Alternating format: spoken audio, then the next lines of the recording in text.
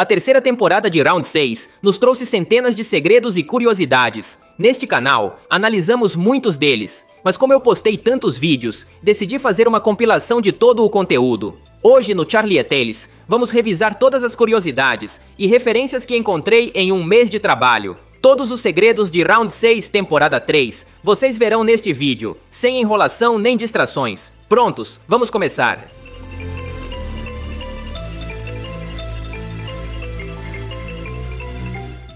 No episódio final, nesta feira infantil, temos a participação especial de alguém muito especial. Esse desenhista ao fundo é o diretor da série Hwang Dong-hyuk. Durante um segundo, podemos até notar como ele olha para a câmera. Camuflagem nível Deus.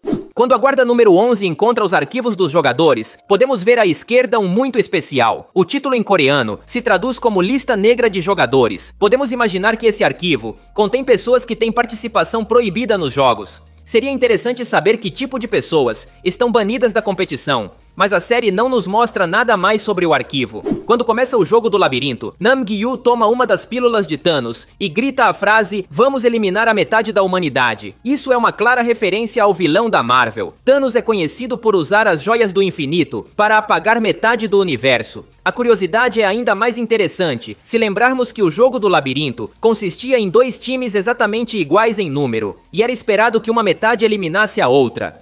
Na casa do Capitão Park encontramos seu uniforme de soldado. Ele tem a máscara com quadrado, então o capitão tinha esse nível. Isso é interessante, porque na hierarquia da organização, os quadrados são os guardas de maior patente, ficando apenas abaixo do frontman e do chefe de terno preto. Com esse contexto, entende-se por que o capitão teve a missão tão importante de vigiar o policial. Os quadrados são os únicos que têm ligação direta com a liderança e possuem a confiança dos chefes.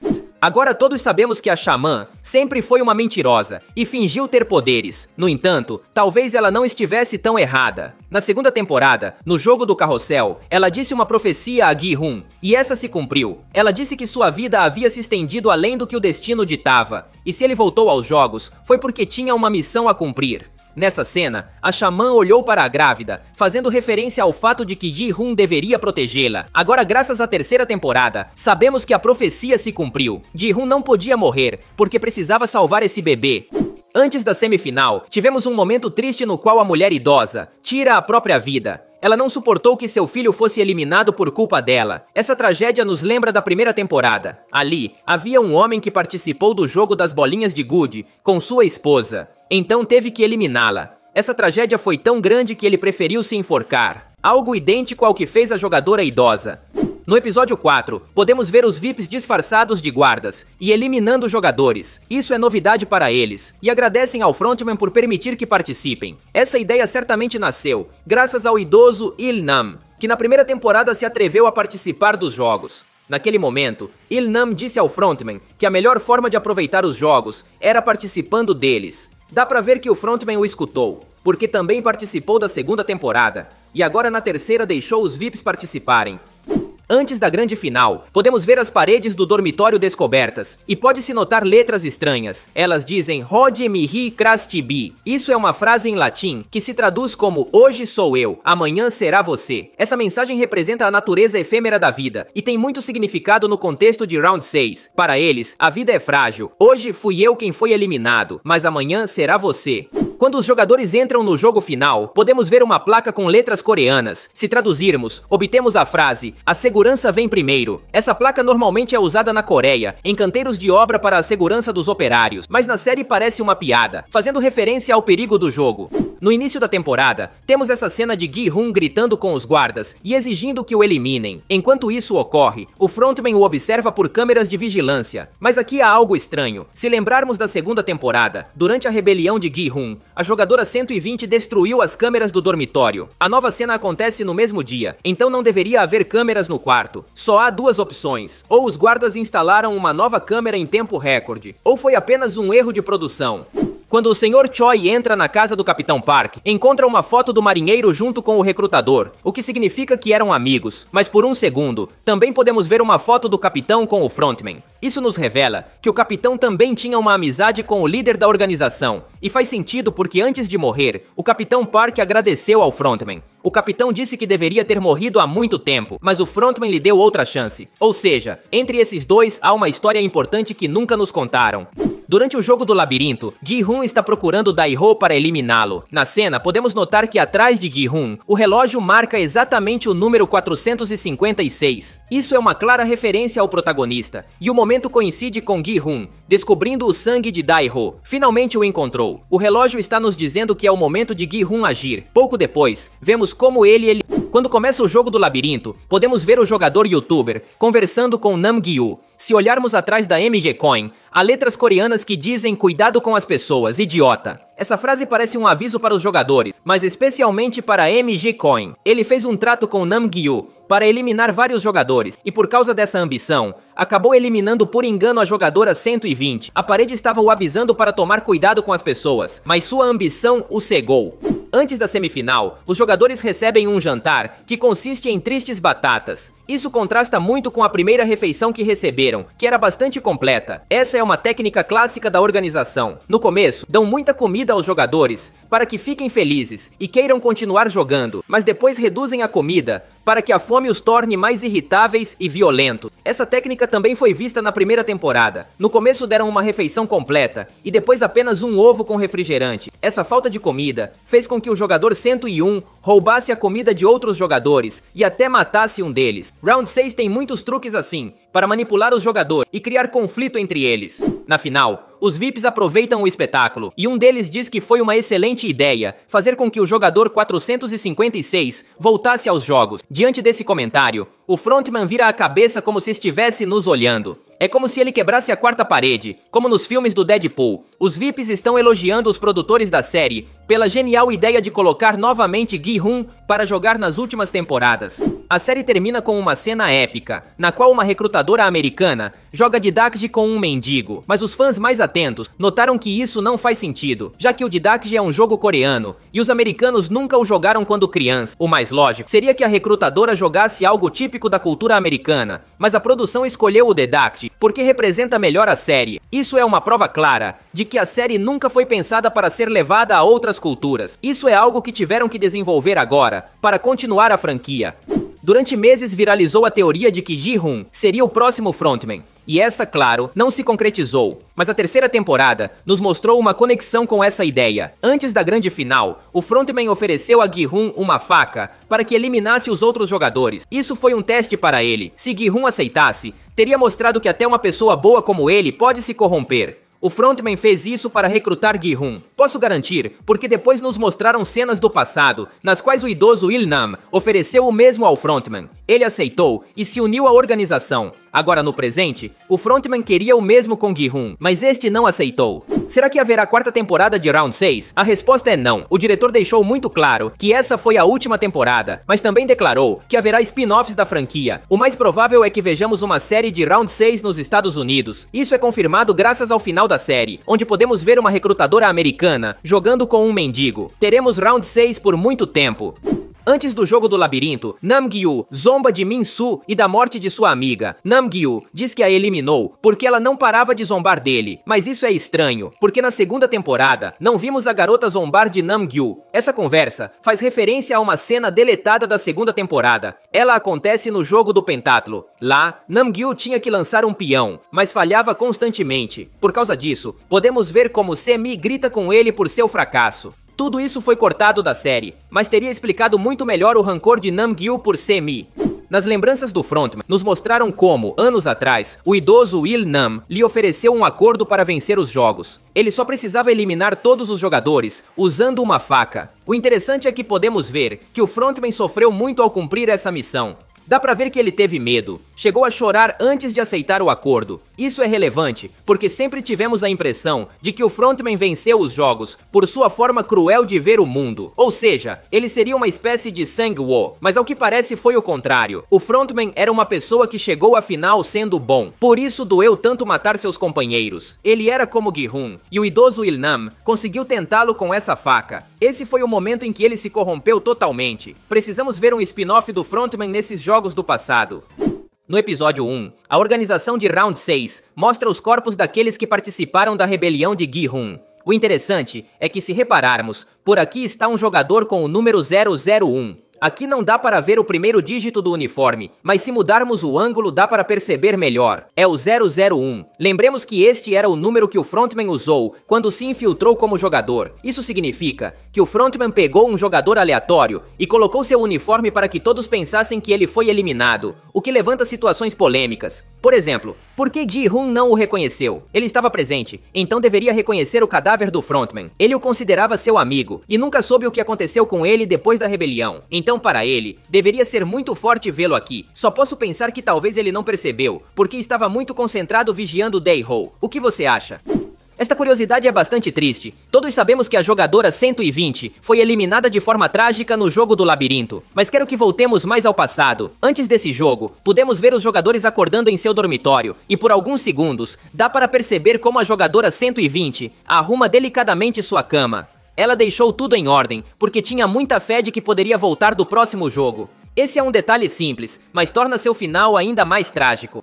Durante o jogo de pular corda, Gi-hun nos deu momentos de infarto, quando pulou segurando o bebê nos braços. Em vários momentos, esteve prestes a cair. O frontman estava vendo essa cena com atenção, usando binóculos. E aqui vem o interessante. Quando Gi-hun quase caiu, o frontman abaixa os binóculos com a mão trêmula. Dá a impressão de que está nervoso com a situação. Talvez eu esteja imaginando coisas, mas para mim isso é uma mostra de que realmente o frontman se preocupou com a possível eliminação de Gi-hun. E vocês, o que acham?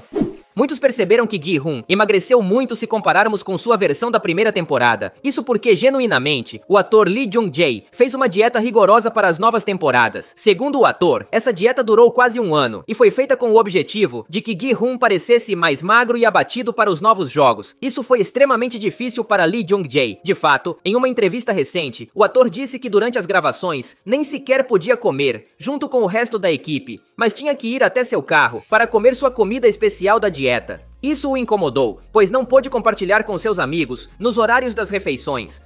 Mais uma vez vamos analisar as profecias da Xamã. Todos sabemos agora que ela era uma mentirosa, mas apesar disso, ela acertou várias profecias interessantes. Por exemplo, na segunda temporada, ela ameaçou o grupinho dos nossos protagonistas. Aqui estavam a jogadora idosa e seu filho, também a jogadora 120. A Xamã disse que eles estavam amaldiçoados e que todos teriam uma morte dolorosa. Além disso, disse que morreriam se olhando nos olhos. Essa profecia se cumpriu totalmente. No jogo do labirinto, a jogadora 120 foi eliminada, enquanto olhava nos olhos de suas amigas. O mesmo aconteceu com o filho da idosa, que só pôde abraçar sua mãe diante do fim iminente. E por fim, a jogadora idosa terminou se enforcando. Sua despedida foi a mais dolorosa, pois basicamente foi a culpada pelo fim do filho. Nenhum deles foi eliminado de forma simples. Todos sofreram de alguma forma especial no seu final. A Xamã tinha razão. Seu destino era muito trágico.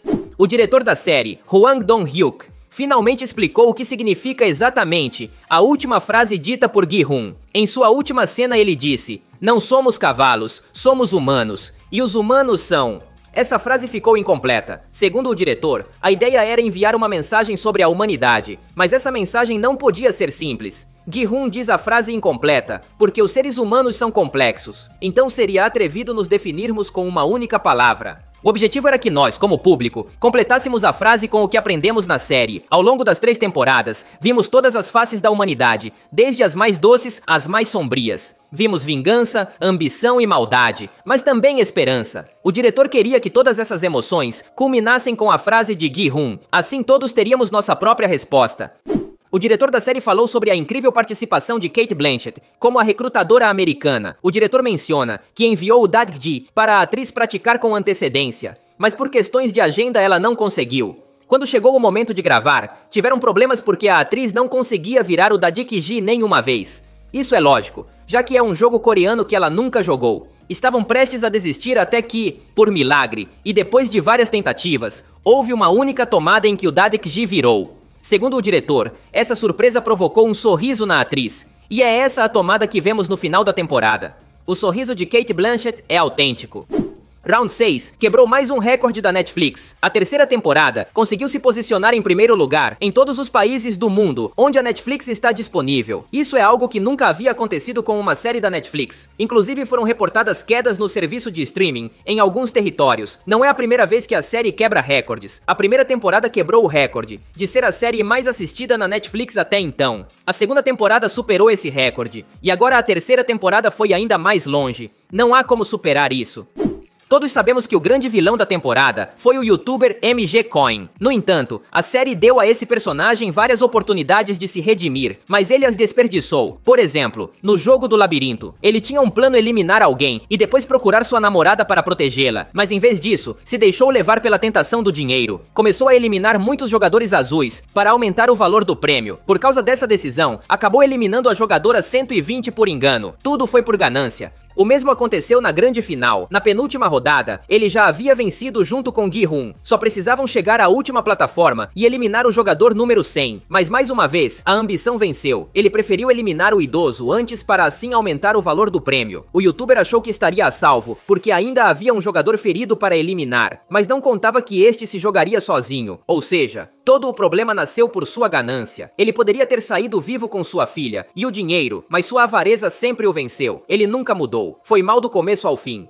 Todos ficamos surpresos ao ver o retorno de Sae-byeok no episódio final. Ela era uma das jogadoras mais queridas e reapareceu numa visão de Gi-hun para evitar que ele eliminasse os outros jogadores enquanto dormiam. Muitos acreditamos que para esse cameo apenas reciclaram a cena da primeira temporada, mas não foi assim. Graças a vídeos dos bastidores, podemos confirmar que a atriz voltou para gravar a cena. Aqui podemos vê-la. Além disso, há pouco tempo o diretor explicou com mais detalhes a importância dessa personagem. Segundo ele, a aparição de Sae-byeok foi determinante, pois se não fosse por ela, Gi-hun teria aceitado o acordo do frontman. Ela lembrou Gi-hun de que ele era uma boa pessoa, e isso o fez repensar. Por outro lado, o frontman sim, aceitou o acordo quando foi oferecido pelo idoso Il-nam. O diretor da série comenta que essa foi a grande diferença entre os dois personagens. Tanto Gi-hun quanto o frontman entraram no jogo como boas pessoas, mas o frontman nunca teve uma Sae-byeok para mantê-lo no bom caminho, por isso caiu na escuridão. Com todo esse contexto, podemos entender que a amizade entre Gi-hun e Sae-byeok foi determinante em toda a história de Round 6. A primeira curiosidade se conecta com a temporada 2. No jogo da boneca, Gi-hun pediu a todos que se formassem em filas. Isso serviu para que os jogadores da frente pudessem proteger os de trás. O interessante é que nesta cena podemos ver a jogadora 120 protegendo Nam Gyu e o jogador youtuber. Isso é uma triste ironia, já que esses dois personagens acabariam perdendo a vida no jogo do labirinto. O diretor desde o início previu tudo.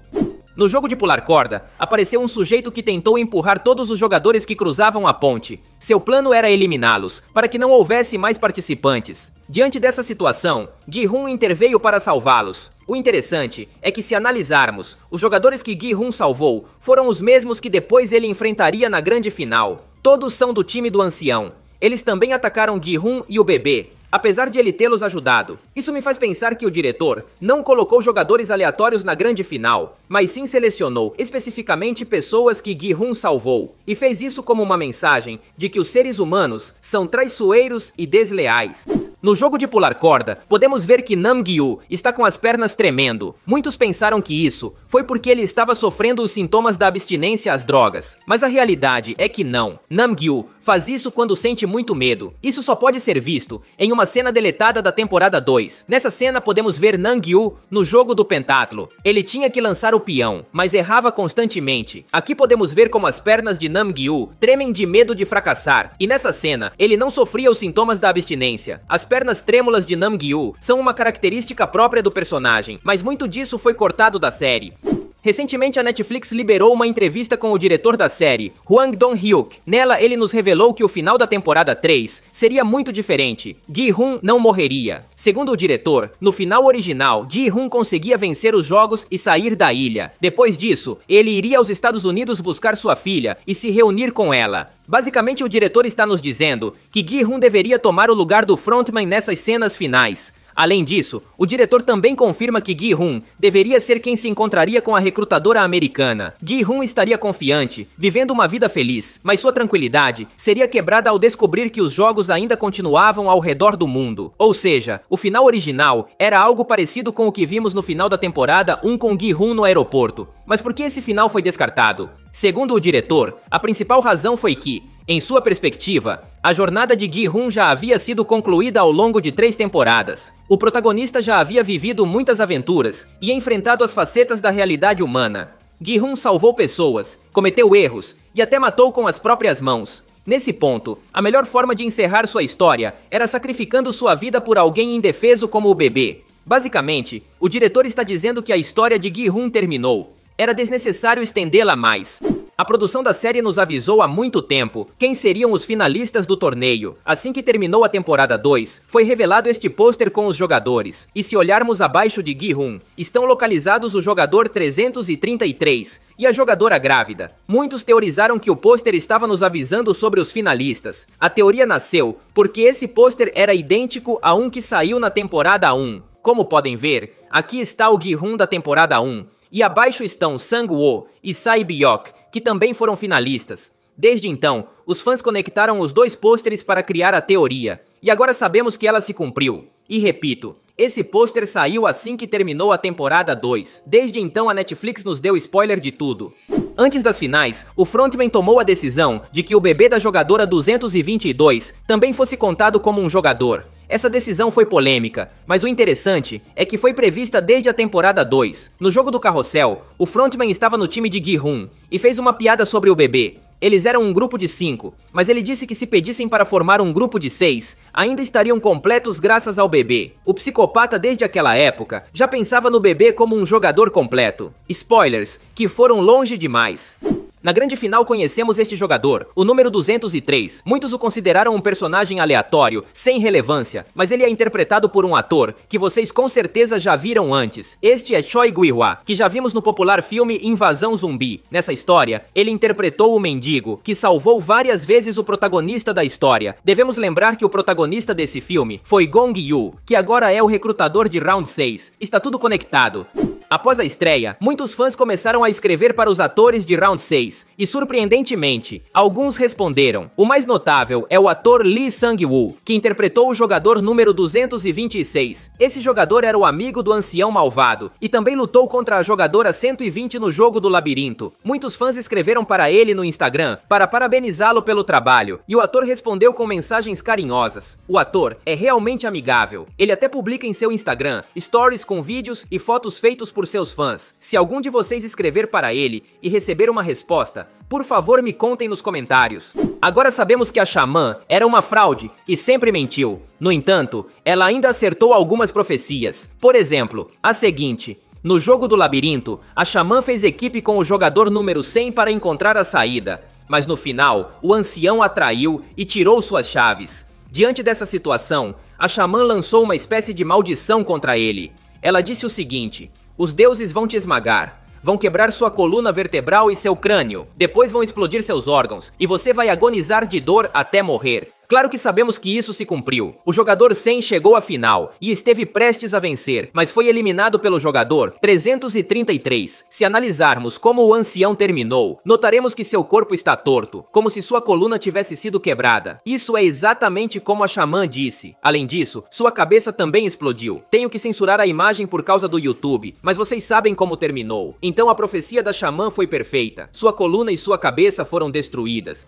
No final da primeira temporada, Gi-hun reencontrou o recrutador, que estava jogando Dakji com um pobre sujeito desconhecido.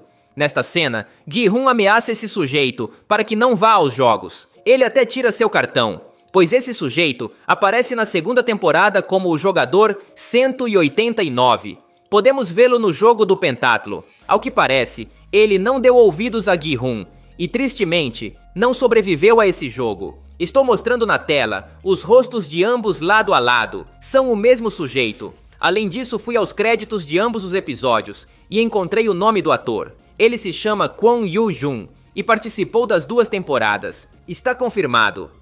Como dado complementar ao anterior, o jogador 189 não é interpretado por um ator qualquer. Kwon Yoo-jun também brilhou na primeira temporada por interpretar o frontman, mas apenas nas cenas em que estava usando a máscara. O ator Lee Byung-hun não fez essas cenas. Por isso, em entrevistas comentou que na primeira temporada mal participou. Em quase toda a primeira temporada, o frontman apareceu apenas com a máscara e foi interpretado por Kwon Yoo-jun. O ator Lee Byung-hun só apareceu em cerca de 3 cenas. Na casa do Capitão Park, o Sr. Choi foi surpreendido por um cachorro bastante feroz. Graças a vídeos dos bastidores, podemos saber que esse cachorro não era real. Foi totalmente gerado por CGI. Mas por que fizeram isso? Pois na Coreia, as leis de proteção animal são muito rígidas. É permitido usar cães em séries e filmes. Mas o que não se pode fazer é mostrar animais reais sendo feridos ou eliminados. Não importa se os ferimentos são falsos, mesmo assim não se pode mostrar a ideia de machucá-los. Como todos sabemos, o cachorro na cena de Round 6 levou um tiro do Sr. Choi. Isso legalmente teria sido considerado uma demonstração de maus tratos a animais, portanto era impossível usar um cachorro real.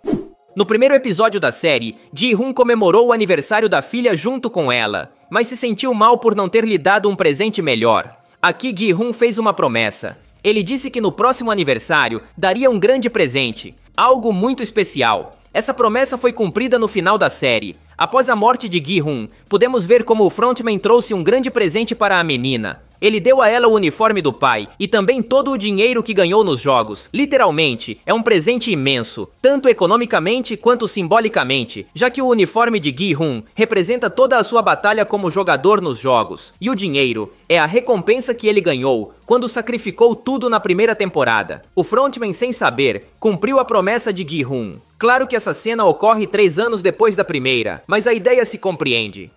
Durante o jogo de pular corda, conhecemos um jogador que começa a lançar todos os participantes. Seu objetivo era eliminá-los todos, para ganhar o jogo sozinho junto com Gi-hoon. O interessante é que esse jogador já havia aparecido na segunda temporada. No jogo do pentatlo, ele quase entrou para o time de Gi-hoon. Dae-ho foi quem o recrutou, e até nos disse que ele também era ex-fuzileiro naval. Esse sujeito desde o início queria fazer equipe com Gi-hoon, mas nunca deixaram. Por isso, na semifinal, ele novamente se ofereceu para vencer junto com ele, mas foi rejeitado de novo. No episódio final, vemos que a guarda número 11 usa uma roupa muito peculiar. É uma camiseta laranja, uma jaqueta opaca e um boné azul, pois essa roupa é idêntica à que Gi-hoon usava na primeira temporada da série, antes de vencer os jogos. É impossível que isso seja coincidência. Para mim, estão conectando os dois personagens, porque compartilham semelhanças nesses pontos de suas vidas. Nessa época, Gi-hoon não podia ver a filha, porque não tinha dinheiro, então entrou nos jogos para ganhar dinheiro e poder estar com ela. A guarda 11 é similar. Nesta cena, ela está em busca de sua filhinha, só que ela acabou de sair dos jogos, e graças a essa fuga, tem uma chance de encontrá-la. Na segunda temporada, o jogador youtuber conversa com a namorada sobre o que poderiam fazer ao sair dos jogos. Ele quer pegar o dinheiro de ambos e investir em algo chamado futuros. Segundo Myung-gi, esse tipo de investimento é de altíssimo rendimento. Mas o mais interessante é que esse é o mesmo tipo de investimento que Sang-woo tentou antes da primeira temporada. Em uma conversa com Gi-hoon, ele comentou que perdeu todo o dinheiro e ficou endividado por causa de investir em algo chamado futuros. Segundo o Google, os futuros são investimentos de altíssimo rendimento, mas também de risco excessivo. É muito difícil ganhar dinheiro aí. Com todo esse contexto, podemos entender várias coisas. Primeiro, que mesmo que Myung-gi tivesse vencido os jogos, ainda assim teria perdido todo o dinheiro nesse investimento. Além disso, entendemos que Sang-woo é uma versão mais experiente de Myung-gi, já que ele já passou pelos erros que o youtuber ainda iria cometer. No último episódio, podemos ver o retorno do lendário Il-nam, o criador dos jogos. Ele está representado como uma estátua de cera em seu quarto. Essa é a única imagem do ator que vemos em toda a temporada, e foi feita com efeitos especiais.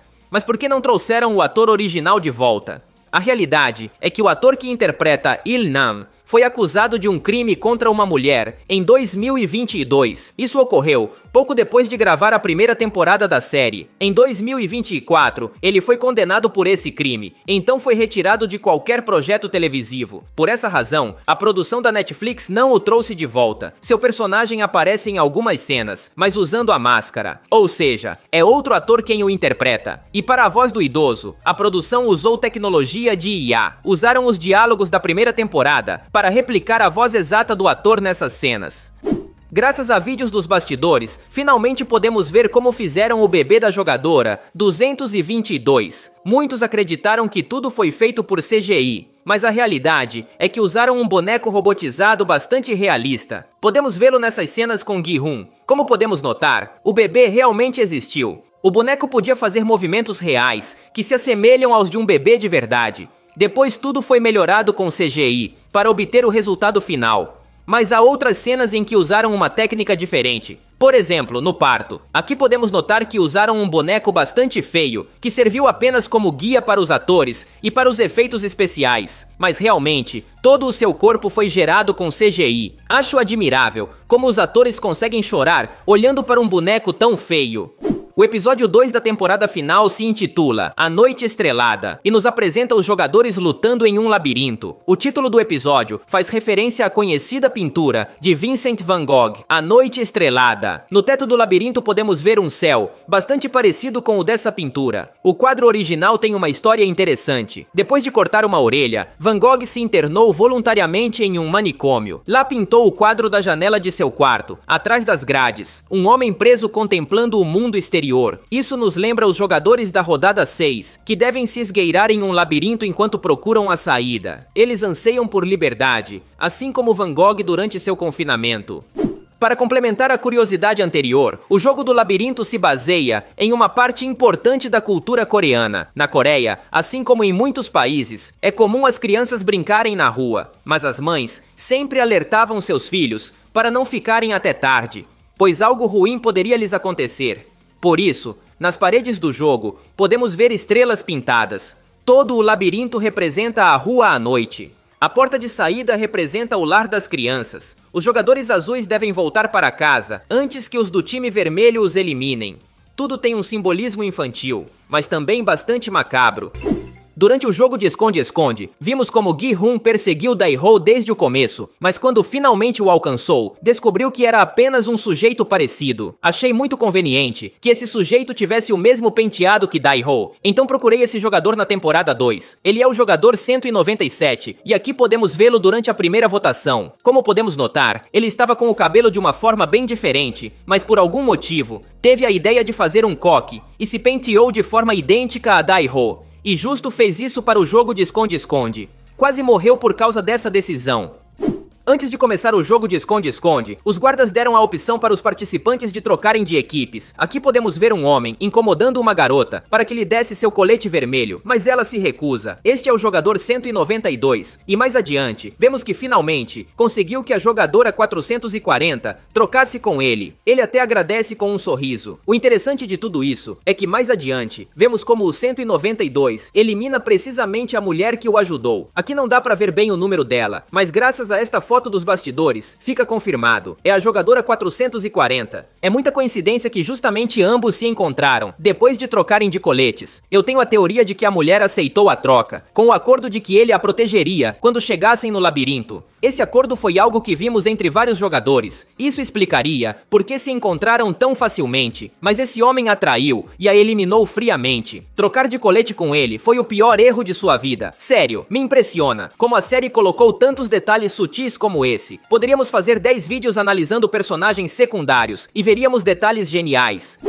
Como todos sabem, na temporada 1, Gi-hun recebeu um cartão dourado. Com ele, ele podia acessar todo o dinheiro que ganhou nos jogos, mas esse cartão esconde um detalhe interessante. Se olharmos na data de validade, diz 6 de junho de 2025, ou seja, o cartão vence em junho de 2025. Que interessante, porque justo a temporada final da série foi lançada em junho deste ano. Coincidência? Não acho. Embora se pensarmos um pouco, isso é estranho. Lembremos que o Round 6 sempre foi pensado para ter apenas uma temporada. O diretor disse isso várias vezes. Eles só pensaram em fazer mais temporadas, depois de ver o enorme sucesso da primeira. Com esse contexto, é muito louco que a data do cartão coincida com a temporada 3, uma temporada que nunca foi planejada inicialmente.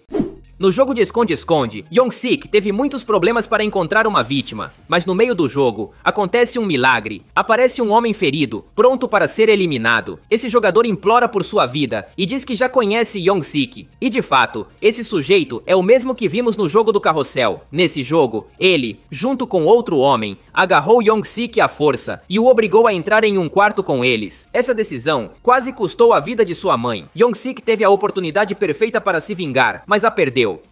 Quando a jogadora grávida está dando à luz, a senhora pede para a jogadora 120 segurar sua mão para ajudá-la. Esse momento é extremamente curto na série, mas graças a vídeos dos bastidores, podemos ver mais detalhes interessantes. O mais valioso é que a jogadora 120 pega a mão de sua amiga e lhe dá um beijo. O momento é muito emotivo, até podemos ver lágrimas nos olhos da 120ª. Infelizmente, tudo isso foi cortado do episódio final. Desconheço a razão. Quando Namgyu é eliminado no jogo de pular corda, ele solta um grito desesperado e bem característico. Muitos fãs perceberam que o som desse grito foi reciclado da temporada 1. Especificamente, podemos ouvi-lo quando eliminaram o jogador 244. Este era um homem religioso que foi eliminado na ponte de vidro. Vou colocar ambos os gritos para vocês compararem. O mais provável é que esse grito venha de alguma biblioteca de sons da Netflix. Muitos fãs garantem que já ouviram esse som em várias outras séries coreanas. Esse grito parece uma versão asiática do conhecido grito Wilhelm, um efeito sonoro lendário que foi ouvido em centenas de filmes de Hollywood. Já ouvimos isso em Star Wars e várias outras franquias. Parece que na Coreia tem a sua própria versão desse som. Vocês se lembram desse grito de algum outro lugar?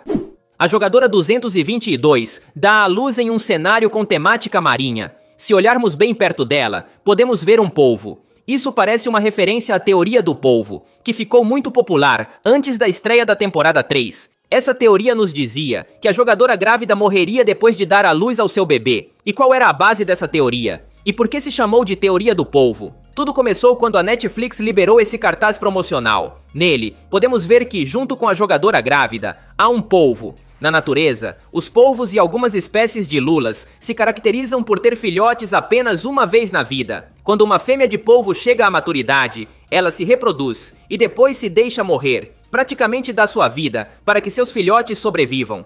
Com todo esse contexto, foi feita uma conexão entre o polvo e a jogadora 222. A teoria dizia que ela morreria ao dar à luz ou proteger seu bebê. Como todos sabemos, essa teoria se cumpriu 100%. A jogadora deu à luz e depois sacrificou sua vida para que seu bebê ficasse seguro com Gi-hun. Então, o diretor nos deu uma dica com esse polvo no cartaz e depois confirmou a teoria com esse polvo no quarto.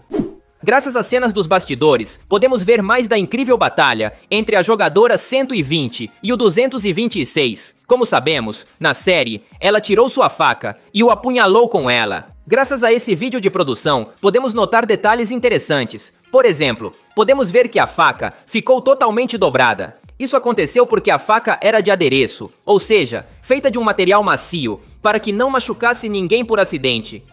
O diretor da série revelou muitos detalhes novos sobre os VIPs. Segundo ele, na primeira temporada, os VIPs eram pessoas completamente anônimas para representar aqueles poderosos que controlam nosso mundo nas sombras. Por isso, quase nunca vimos seus rostos. No entanto, na temporada 3, isso mudou. Agora podemos ver o rosto dos VIPs e conhecer mais sobre suas vidas. Segundo o diretor, a mudança aconteceu porque agora ele quis representar aqueles milionários que controlam o mundo sem a necessidade de se esconder. Ou seja, pessoas que se mostram publicamente, demonstram seus interesses políticos e não têm medo de expressá-los diante das pessoas. De fato, o diretor comparou os novos VIPs a Elon Musk, o bilionário dono da Tesla. Esse homem é muito reconhecido no mundo por declarar abertamente seu apoio a políticos poderosos dos Estados Unidos e é aplaudido por milhões de fãs. A cena final nos apresenta uma recrutadora mulher jogando Dadkid com um mendigo nos Estados Unidos, mas se olharmos para a direita, podemos ver por alguns segundos um anúncio de loteria, que oferece $1 milhão para o vencedor. Isso, claro, não é acidental. A loteria sempre foi uma representação básica da essência do Round 6. Trata-se de um jogo no qual as pessoas apostam para ganhar um grande prêmio, embora na realidade tenha chances mínimas de ganhá-lo. Na temporada 2, até pudemos ver como o recrutador oferecia bilhetes de loteria para mendigos, para desafiá-los a um jogo. Isso ele fazia para vê-los sofrer. A loteria sempre esteve fortemente ligada à série, e claro, se conecta perfeitamente com a cena da recrutadora e o mendigo.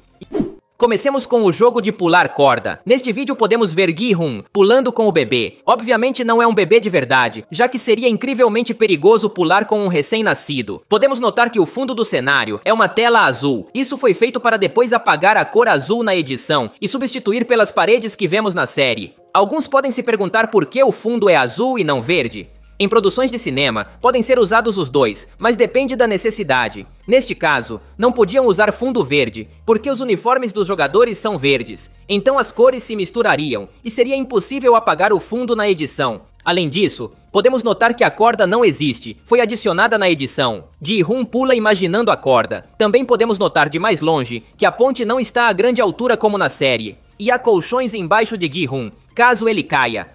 Agora vejamos o jogo, mas de outra perspectiva, com os outros jogadores. Mais uma vez, podemos notar que a corda não existe. Os atores tiveram que se coordenar para pular ao mesmo tempo uma corda invisível. Também podemos notar como o jogador 435 pula totalmente fora de tempo. Se fosse uma corda real, ele já estaria eliminado.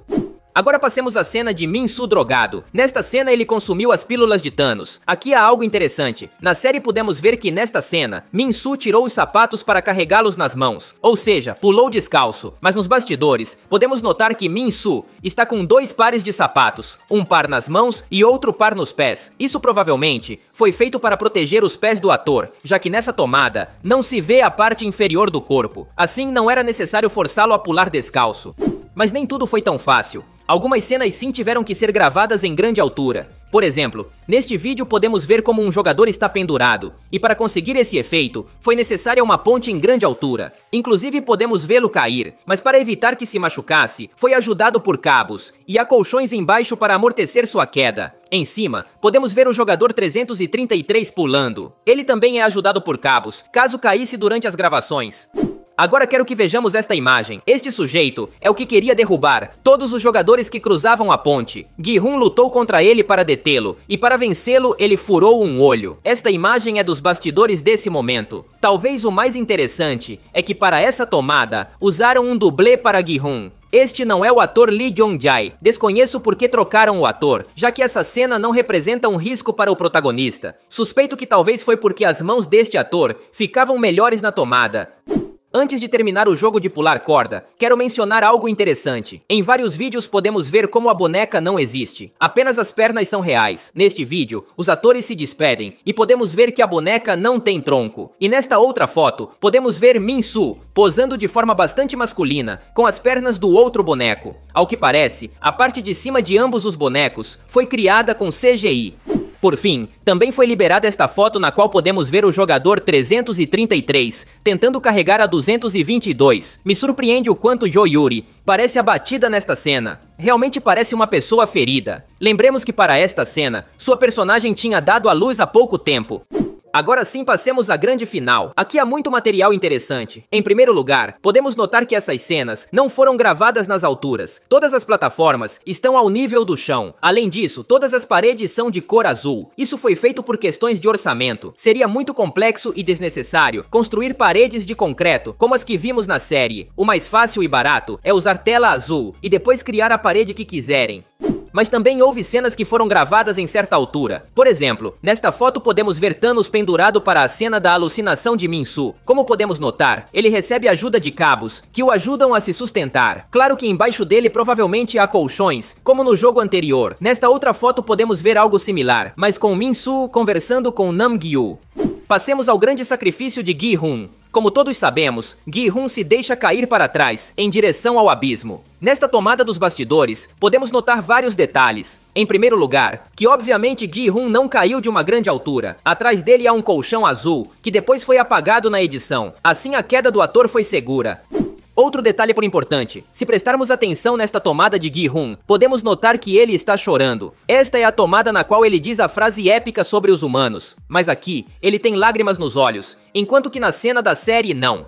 Segundo o ator, isso se deve ao fato de terem gravado muitas versões dessa cena, algumas chorando e outras mais sérias, mas no fim ficou a versão que vimos. Segundo o diretor, não havia uma emoção certa para a cena, todas eram válidas. Passemos a cena do frontman com o bebê. Não podemos ver o infante, mas é bastante seguro que seja apenas um boneco. Além disso, nesta cena podemos ver a plataforma que o frontman usou quando fugiu de seu irmão. Pensei que esse elevador fosse CGI, mas era real. Aqui podemos vê-lo se movendo. Começamos com o início da temporada. Esta é a cena em que Gi-hun é devolvido ao dormitório dos jogadores, dentro de um caixão. Como podemos notar, o ator Lee Jung-jae realmente fingiu estar desmaiado dentro do caixão. Mas há outras cenas em que isso não foi necessário. Simplesmente colocaram uma bolsa e os atores fingiram que Gi-hun estava dentro. Isso com certeza foi feito para não cansar desnecessariamente o ator. Assim ele não precisaria fingir estar desmaiado por tanto tempo, em cenas em que ele nem aparece. Passamos a cena em que Gi-hun pede aos guardas para ser eliminado. Podemos ver como o diretor indica que ele deve colocar a arma apontando para a cabeça. Aqui há um detalhe interessante. Deste ângulo, podemos ver como Gi-hun realmente chega a puxar o gatilho da arma, mas ela nunca dispara, pois estava com a trava de segurança. Isso deixa claro que o Gi-hun dessa cena realmente queria ser eliminado, mas o frontman não permitiu. Continuamos com o jogo do labirinto. Como podemos notar, todo o local foi construído de forma real. Nesse jogo, não foi usado CGI como em outros. A produção construiu com madeira cada sala e parede para alcançar mais realismo. Isso não é novidade. No jogo do Carrossel, também podemos ver como a produção construiu todo o cenário do zero. Há jogos que precisam de muito CGI para funcionar, como o de pular corda. Mas há outros que sim, podem ser feitos de forma real e ficam incríveis. Podemos até ver como pintaram as paredes à mão, com desenhos infantis. O ator Kang Ha-neul se impressiona com o realismo do cenário.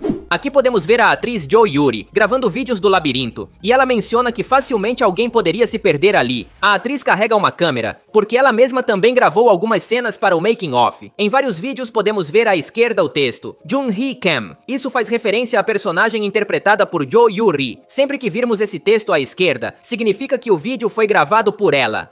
Nesta cena, Nam-gyu e Myung-gi perseguem sua primeira vítima. Aqui acontece algo engraçado. Quando o vídeo começa, o ator Ho Jae-won tropeça e quase cai, mas se levanta rapidamente para continuar correndo. O ator In Si-wan percebe isso, mas continua atuando sem interromper a cena. Primeiro pensei que essa queda havia sido planejada, mas parece que foi um acidente. Digo isso porque se buscarmos o momento na Netflix, veremos que ele não aparece. Ou seja, a queda foi algo fortuito, que só ficou registrado no making of. Aqui temos o épico retorno de Sae Byeok. Como todos sabemos, ela reapareceu no final da temporada, como uma ilusão para Gi-hun. Agora podemos ver como gravaram esse momento. Nessa parte o diretor diz para ela abaixar um pouco os joelhos, já que na temporada 1 eles não estavam tão erguidos. Lembremos que aqui estão repetindo exatamente a cena da temporada 1 em que Sae Byeok disse a Gi-hun para não atacar Sang-woo. Por isso os dois vídeos devem ser idênticos. Ao terminar a cena, a atriz cai na risada e diz que mal chegou e já a colocaram para chorar. Dá para perceber que ela está muito feliz de ter sido convidada novamente. Passamos ao making of do jogo de pular corda. Em vídeos anteriores, já havíamos comentado que gravaram tudo com telas azuis. Realmente nunca estiveram em grande altura. E claro, as paredes também eram falsas. Mas o interessante deste novo vídeo é que nos mostram como coordenaram os atores para pular. A corda nunca existiu, foi criada na pós-produção. Então, para coordenar os saltos, a produção usou um som bastante alto. Escutem vocês mesmos.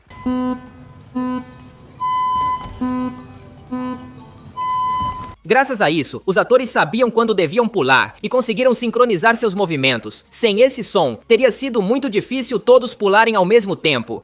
Também podemos ver como foi desenhado o quarto dos VIPs. Esse quarto colorido foi criado de forma realista. Segundo o diretor, pintaram o chão de azul para representar a água. já que a ilha de Round 6 está no mar. Se repararmos, cada sofá de cada VIP está sobre uma plataforma, como se cada um tivesse sua própria ilha no oceano. Também nos mostram os servos dos VIPs. Como podemos notar, seus corpos foram pintados à mão para dar a aparência característica da série. Embora essas pessoas não sejam servos de verdade, na realidade só funcionam como decoração. Na série, podemos ver como eles ficam parados, e os VIPs até colocam os pés neles, como se não fossem pessoas reais. Aqui podemos ver a atriz Jo Yuri, de costas nos mostrando algo. Estas são as próteses que ela usou para fingir que estava grávida. Como podemos notar, há várias versões de diferentes tamanhos, que são usadas conforme necessário em cada cena. Agora passamos a um vídeo da jogadora 44, a Xamã. Ela se mostra muito doce, diferente de sua personagem na série. Além disso, ela comenta que até ela mesma tem medo de sua personagem. Algo interessante é que ela pronuncia a frase Minky Minky, e dizem que esse é um apelido que os fãs deram à jogadora 222. Lembremos que essas cenas são gravadas pela atriz Jo Yuri, mas honestamente, eu nunca tinha ouvido o apelido Minky. Talvez seja um apelido que só usam para ela na Coreia. No seu país, alguém chama a jogadora 222 de Minky. Chegamos à grande final. Grande parte do cenário foi feita com tela azul, ou seja, quase tudo foi falso. E aqui há outro detalhe interessante. Nessa cena, o jogador 333 usou o tubo do chão para atacar seus companheiros. Se prestarmos atenção, notaremos que o tubo se dobra. Isso é porque não é de aço, nem de plástico. É feito de algum tipo de material macio para evitar machucar os outros atores. Nesta outra cena, podemos ver como o youtuber tenta bater em Gi-hun com o tubo, e claramente ele se dobra. Esta é a parte final da luta entre Gi-hun e Myung-gi. Como todos sabemos, no final, ambos ficaram pendurados na borda da plataforma, mas apenas Myung-gi caiu. Aqui podemos ver que para gravar essa queda, colocaram arnês nos atores, e os seguraram com cabos para evitar perigos. Além disso, embaixo havia colchões, caso os cabos falhassem de alguma forma.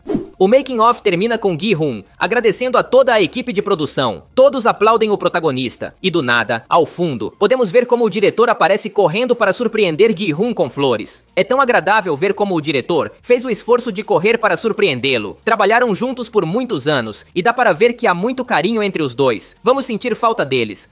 O ator Lee Byung-hun também tem um momento emocionante com o diretor, que lhe entrega flores. Além disso, a produção lhe dá um presente especial, a máscara do frontman. Esse presente significa muito por sua grande conexão com o personagem. Lee Byung-hun é um dos atores que mais aproveitou participar da série. Inclusive já comentou diretamente que adoraria que fizessem uma série sobre a origem do frontman. Netflix, cuidem bem desse homem, por favor. Antes de ir embora, quero falar de algo importante. Recentemente viralizou a notícia de uma suposta entrevista com o diretor da série. Nela, o diretor confirmava que se Thanos tivesse sobrevivido, ele teria protegido o bebê da jogadora 222. Ele até disse que Thanos teria ajudado a jogadora 222 a cruzar a ponte carregando-a. Vi essa informação em muitas páginas e vídeos, e até os fãs criaram quadrinhos e animações sobre o tema. Então fui investigar, e preciso dizer algo triste. Essa informação é falsa. Não há nenhuma fonte da suposta entrevista. É apenas uma notícia falsa, que viralizou e todos compartilharam como se fosse verdade. De verdade procurei uma fonte. Fiz isso em inglês, espanhol, coreano. Mas não há nenhum dado que comprove que essa entrevista existiu. Eu adoraria que fosse real, mas preciso dizer a verdade. Se algum de vocês encontrar a fonte genuína, pode me mandar. E com prazer farei um vídeo sobre isso. E é isso por hoje. Se você gostou do vídeo, me ajudaria muito deixando um like. Seria lendário. Além disso, não esqueça de se inscrever para ver mais vídeos como este. Obrigado por me ouvir. Meu nome é Charlie e nos vemos no futuro.